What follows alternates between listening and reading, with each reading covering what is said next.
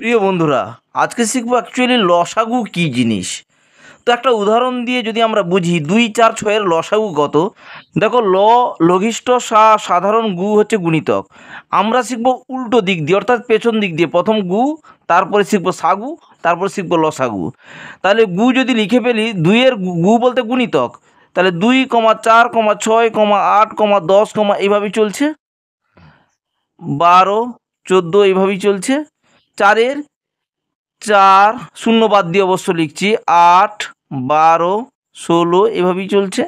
6-এর 6, 12, 18 এভাবেই চলছে। আমরা গু লিখে ফেললাম। এরপরে দেখো সাগু। সাগু বলতে কি? সাধারণ গুণিতক। দেখো, সাধারণ গুণিতক সেটাই সবার আছে। তাহলে আমরা প্রথমে আপাতত 6 এর আছে, নেই, নেই, এর আছে, হবে না। 12 আছে, আছে, আছে। তাহলে আমরা সাগু পেলাম প্রথম 12।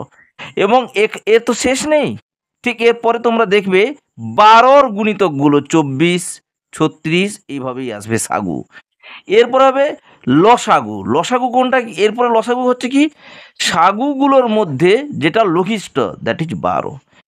এবারে দেখবে এর যেহেতু শেষ নেই, তাই কখনো লসাগুর লঘিষ্ঠ হয়, কখনো গরিষ্ঠ এই জন্যই হয় না। তার কারণ এর তো কোনো শেষ নেই। তাই লসাগুর হচ্ছে লঘিষ্ঠ সাধারণ গুণিতক এবং 12 হলো উত্তর। Thank you.